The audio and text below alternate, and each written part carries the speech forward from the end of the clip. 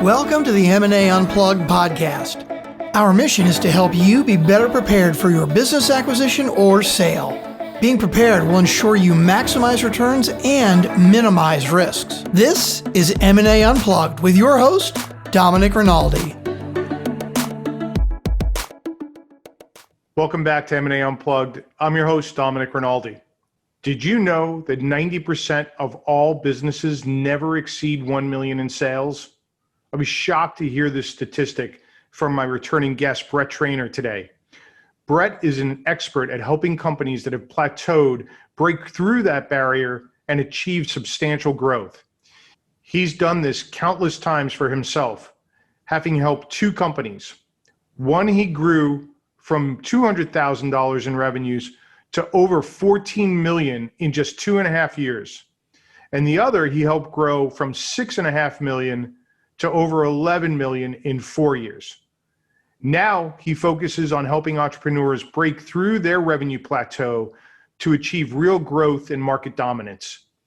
Today, we discuss his template for analyzing a company's growth barriers, strategies for growth, and how to implement those strategies without making bad investments that won't provide a return. So whether you are an existing owner of a business or you are contemplating your own business acquisition and want to grow it, you won't want to miss Brett's advice. In addition, he has a free growth readiness assessment that you can obtain on his website. Please refer to our show notes for all of this information. Before we get into this episode, however, we have created a best practices and checklist for how to conduct diligence.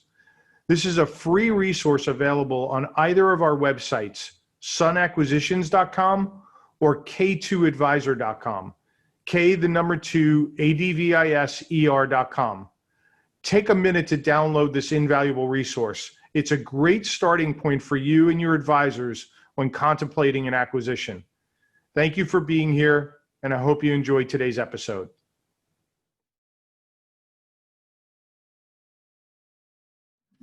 Hey, Brett, welcome back to M&A Unplugged. Hi, Domenic. It's great to be back. Yeah, so nice to see you again. Your first episode that you did with us did fabulous.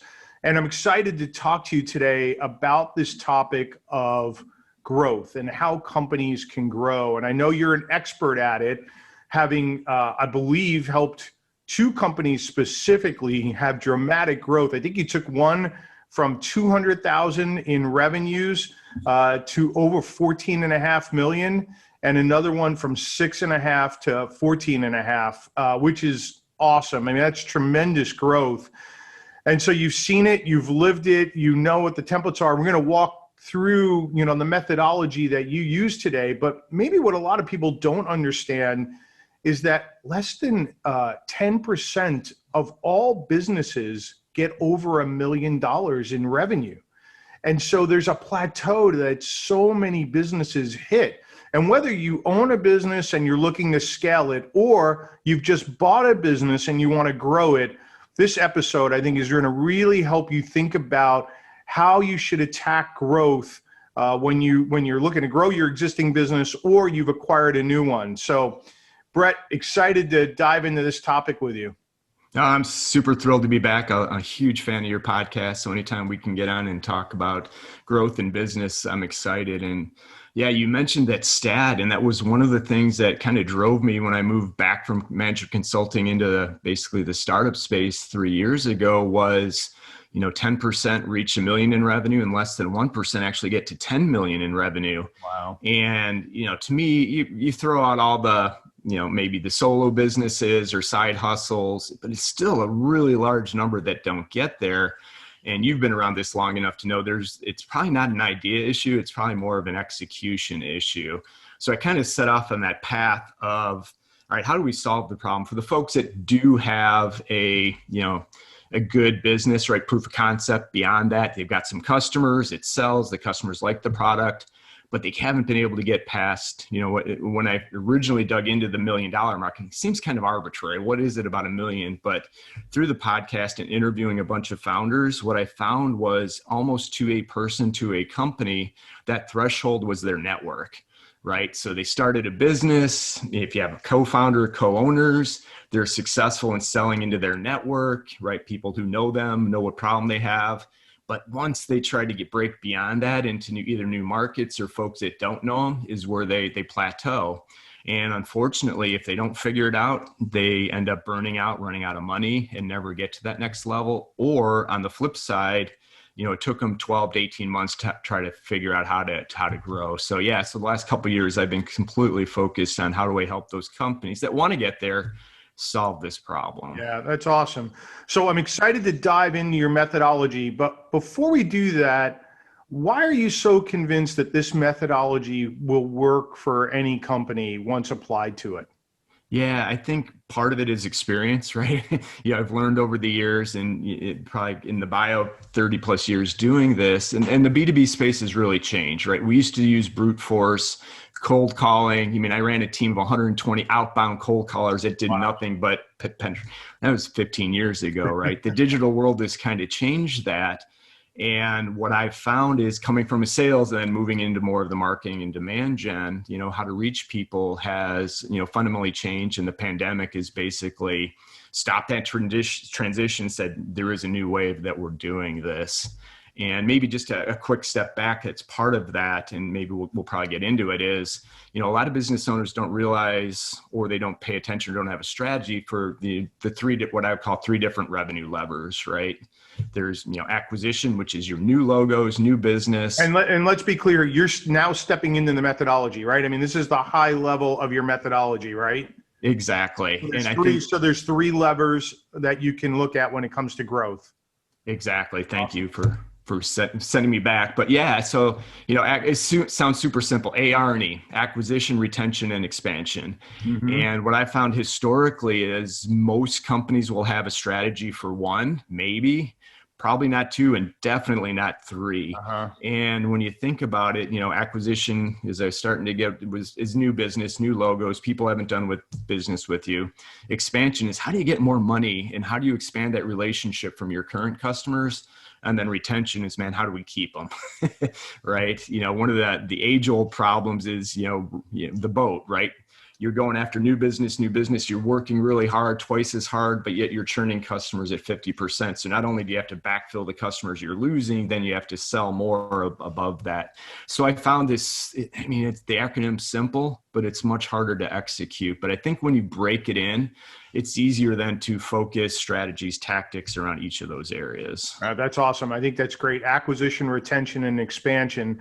So you first meet a client.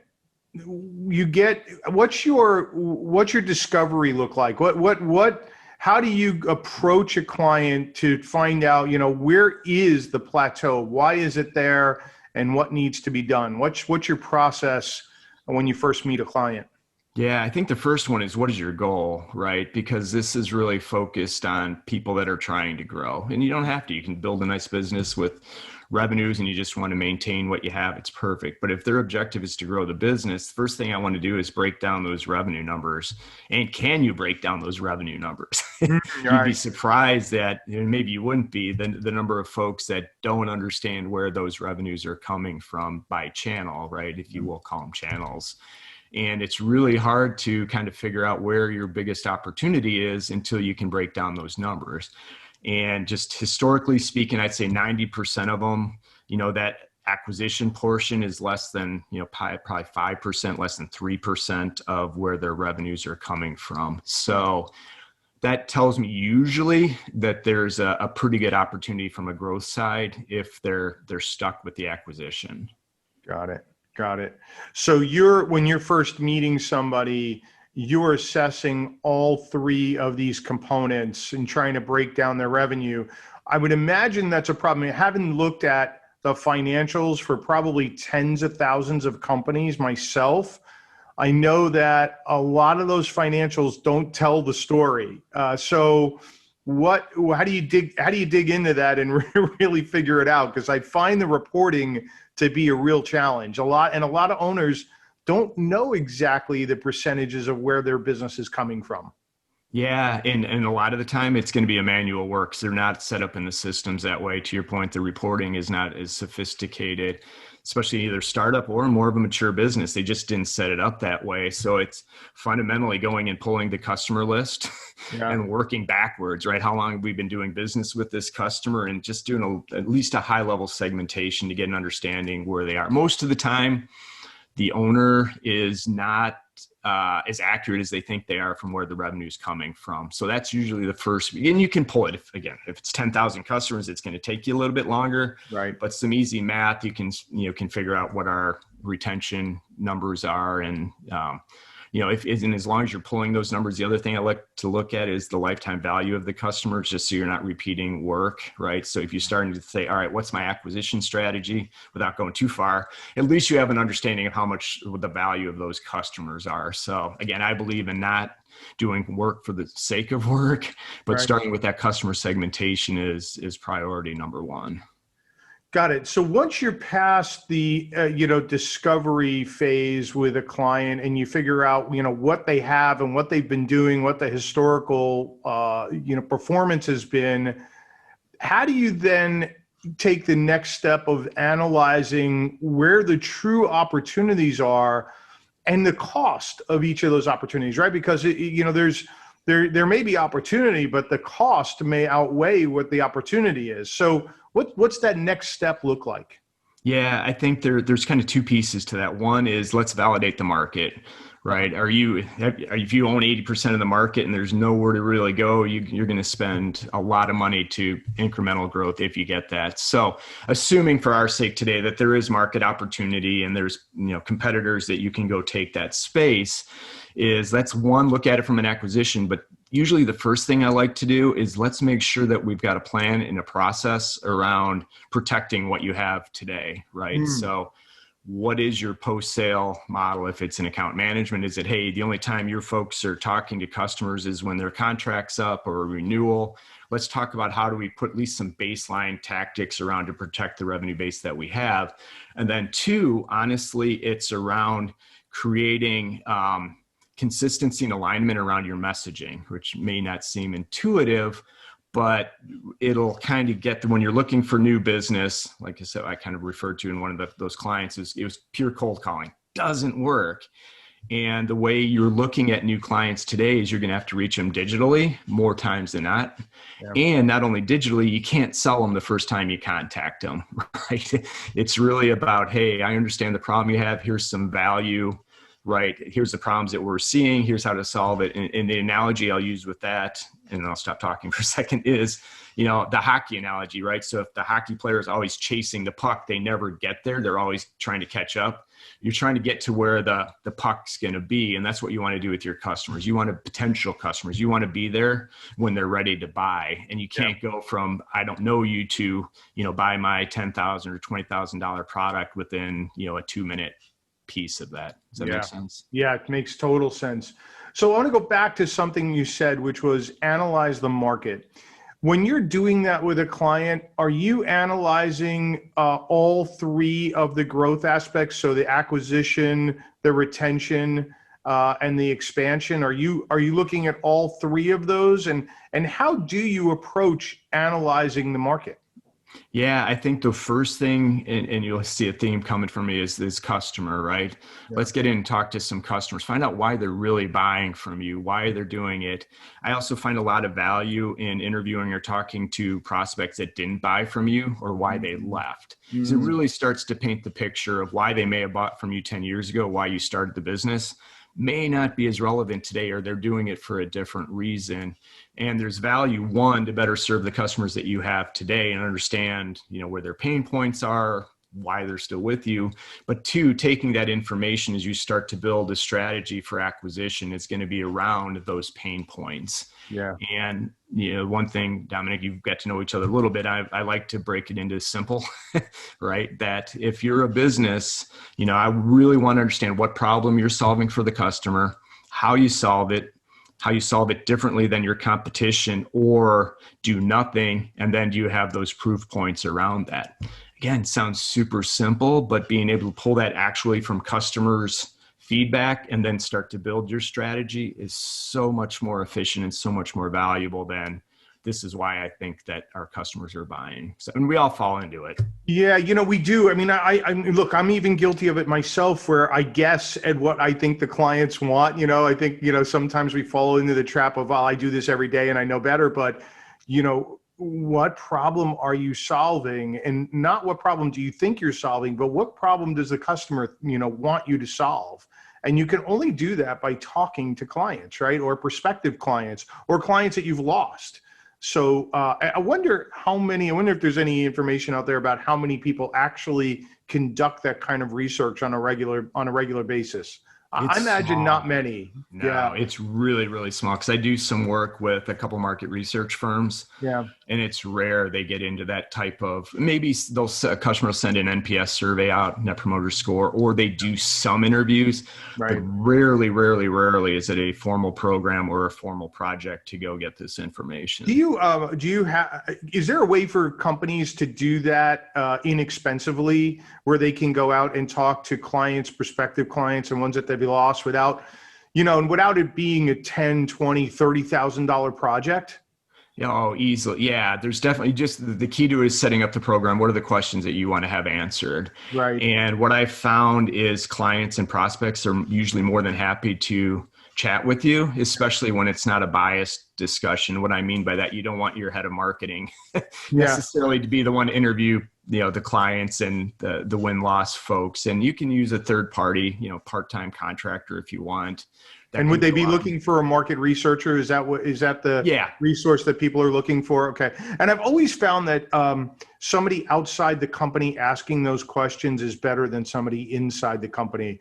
Clients are just, more transparent when they're talking to a third party.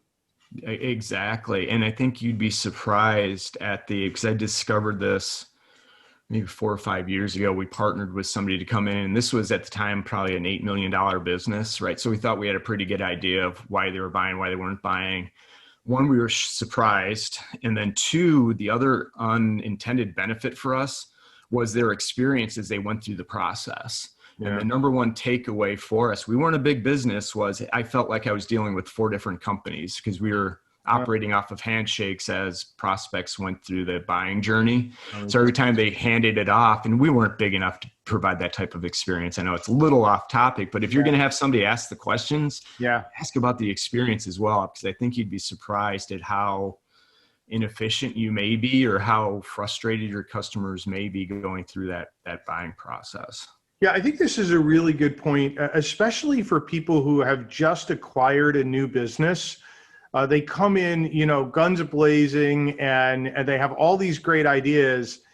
But I think taking a step back and doing a little market research, unless they've done it during the diligence phase, which is possible, I really think this makes a lot of sense for people to do before they just blast off and start spending money on things that, may not prove to have a good enough return.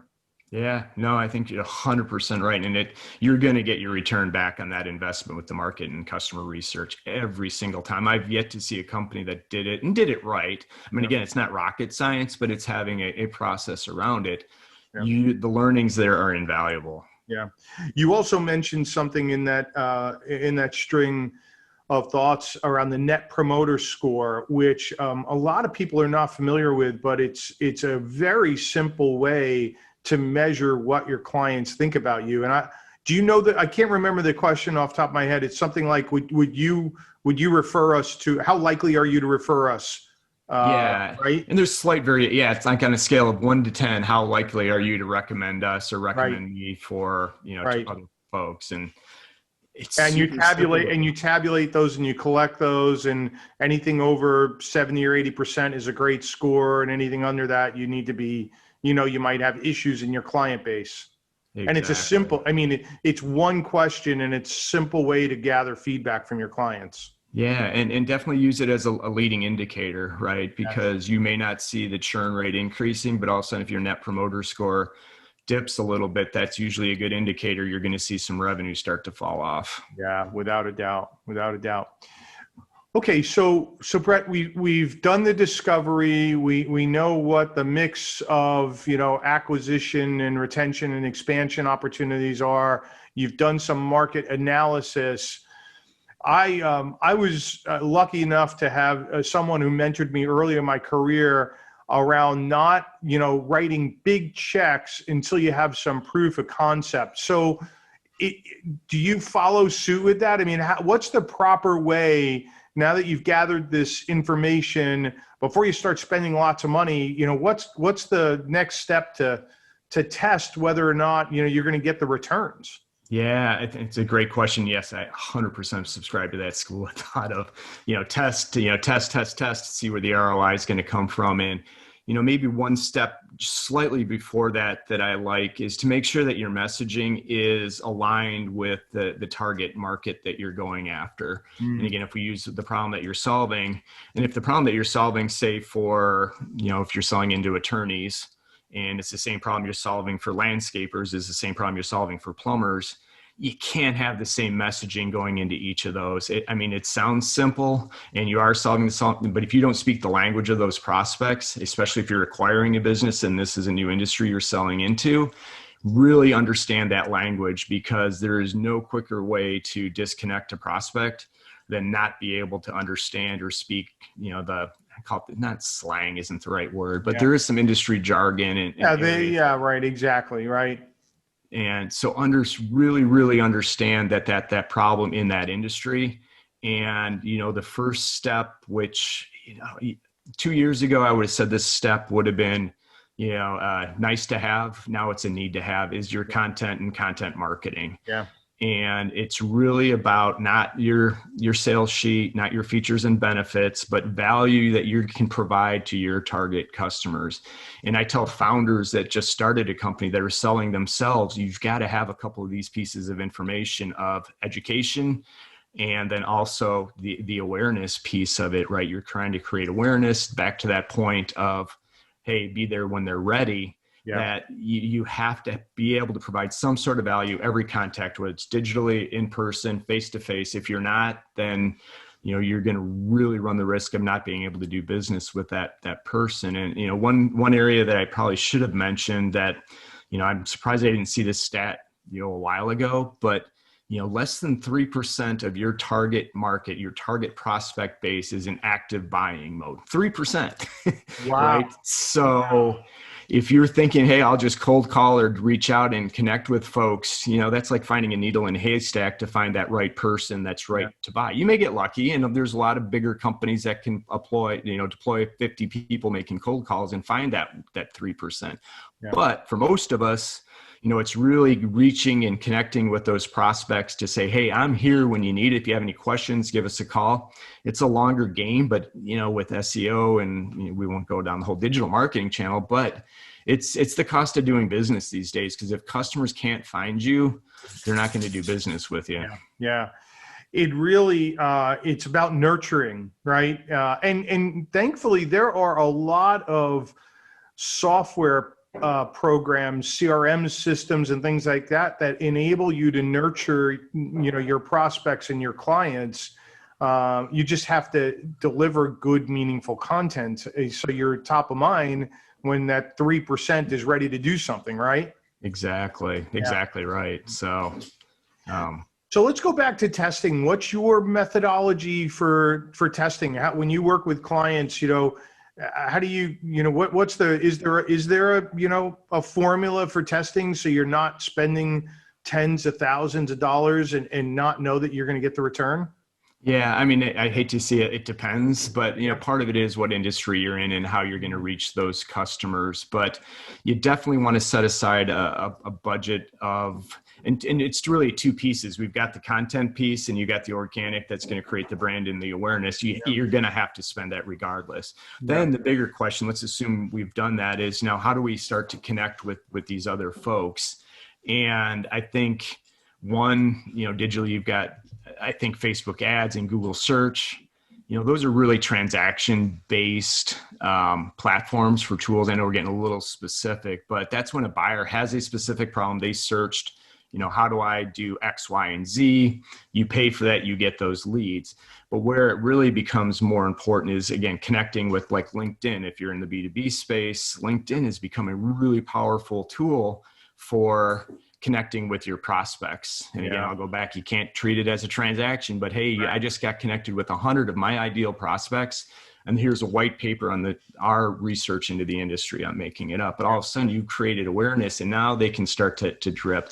Then I think you start to look at channels of where that acquisition is going to come from. And I think two underappreciated, one, I know you're behind, one is acquisition, right? We've kind of assumed it. And then two is partnerships, right? I used to, growing up in this space, say, man, it's just expensive. Channel partners aren't going to sell the way we're supposed to. But guess what? If you're looking for a quick hit of growth and there's a complementary company or service in the market that has customers that you will know if they're having this problem, it may make sense. Again, it comes back to understanding the cost of acquisition and those types of things. But right.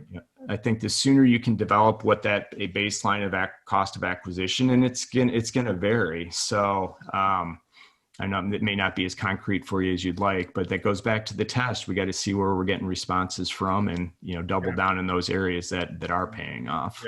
Yeah. So any do's and don'ts when you're implementing growth strategies? Any pitfalls that people can avoid when they're doing this? Again, I'm very sensitive to people spending money, lots of it, and not having some litmus test or ROI model to know that you should keep the checkbook open. Yeah, I think there's two big pieces of it. One, I see almost every company make is that they're going to spend on the acquisition piece, right? So we're going to go reach new targets. We've got people coming through the funnel, but they spent zero time thinking of how they're going to actually manage those leads that come in through the process, right? So have so if we're spending money with LinkedIn, whatever it is, I've got 50 leads that are coming in, and I've got one person that works part-time that's responsible for all the lead qualification. You're going to lose 80% of those folks because you didn't respond timely. So it's really about having that lead qualification process as it comes in. And then two, along those kind of same areas is, test and measure, right? You kind of talk about it is say, how did we do on this campaign at a campaign level? There's a cost to everything you do, but measure it so you know exactly what you were spending, what you weren't spending, which, kind of ties back to our early point of, what's the lifetime value of those customers. So you can start to see, man, if it's costing me $52 to get a new customer, but I'm only getting, 2,000 lifetime value, man, I better make sure I'm keeping those customers. So, but the number one advice I give to anybody is have a process for the folks that want to do business with you and make that process as seamless as possible. Yeah, I think that's a great point. Mapping that out, having all the systems in place, people's roles, what you're going to do, and be timely about it. You spend all that money to generate a lead. Last thing you want to do is, have it go unattended to. Exactly. You spent the time, the money, and, if you're talking to 3% and one of the 3% actually raised their hand, make sure you take advantage of it. Yeah, without a doubt. So, Brett, I know that you have created a growth readiness assessment. Can you talk a little bit about that and how long does it take, and what does it measure at the end of the day? Yeah, it's 22 questions. Now, depending on airing, it may go from 20 to 25, but it's really, where are you in your growth journey and how committed to that journey are you, right? I've got folks that have one customer and, they want to go to 10 million. And there's some steps that you need to take before you get to that place. And it's really around the infrastructure, their goals. Do you have the right metrics in place? And, one of the things that I'm not a fan of is hacks to growth, right? Find these growth hacks, and those just don't work. You may get some short-term lift, but how do we find out? So the readiness is really around how ready are you from a organizational, from a founder, from an owner standpoint to make the commitment to growing your business. And just really, it's going to score it on where you're ready, where you're not. And, basically it's going to come back with some recommendations. Here's the two or three things to focus on first. And what it's trying to do is provide value that anybody's thinking about going down that road. Yeah. Here's the things we've learned in the past. Here's your quick hits, quick wins, and then focus on these things. And it'll give you, the infrastructure, or at least a plan to be able to scale your business. It sounds like a great tool, tremendous tool. We've done the same thing for people who are looking to buy a business or people who want to exit, whether it's today or 20 years from now. We've created these assessment tools so that people can, in less than 10 minutes, understand how ready they really are to buy or sell a business. And I think that's invaluable. That knowledge is real power. And why not take a few minutes to do that? Yeah. And, and one of the things, and we've talked about this a little bit before, is, in my older days, it would have been, I can't give away all the good stuff, right? But what I found is, man, if I share it up front, right? Hey, here's all the things that we'd focus on. If you want to go do this yourself, here's your plan to go do it. I'm not a do-it-yourselfer. I like to bring in people to help and, kind of play my strengths. And that's been helpful. And I think with the assessment checklist is the same thing, right? It's just the more information you have, the better. And if you want to go do it, good luck to you. Right, but if not, so. No doubt. The thing that strikes me in this discussion is that 90% of all small businesses never get above $1 million. And I know we're lumping into that solopreneurs and side hustles and all that sort of stuff, but still an enormous number of businesses that never get above $1 million. And seems to me that they plateau and they don't know why they plateau. And you can shed some light on that for sure. Yeah. And again, I think the number one reason is that they get bad advice in a lot of times, right? Depending on who started the company, if you were more of a technical expert or a, engineer, maybe not have the sales and marketing, the number one thing I heard from folks, well, we're ready to scale. I'm going to go hire some salespeople.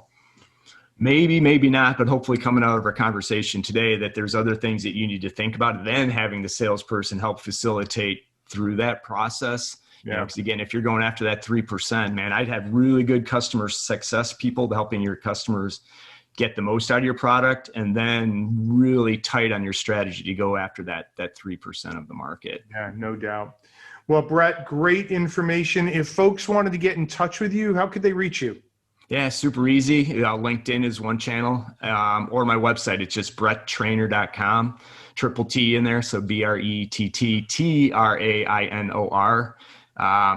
Come drop me a note. I'm happy to chat with, just about anybody when they reach out and answer any questions and, talk about your growth and your growth strategies. Well, I know you're doing some great stuff. We didn't even get into it today, maybe on another segment. I know you're even looking at doing some investments in certain businesses. And so maybe we'll have you back and talk about that in another segment, but always a pleasure to visit with you. I know you're really doing some awesome stuff, and thanks for being here. Thanks, Dominic. Always my pleasure. Look forward to it. And, like I said, a huge fan of your podcast. So anytime I can come on and be a part of it, it's a pleasure for me. Thank you so much. All right, Brad, have a great day. Thanks. Thanks. I hope you enjoyed this episode. All of today's information will be available in the show notes. If you enjoy our content, please remember to subscribe and review our podcast. I look forward to seeing you again on the next episode of the M&A Unplugged podcast. And until then, please remember that scaling, acquiring, or selling a business takes time, preparation, and the proper knowledge.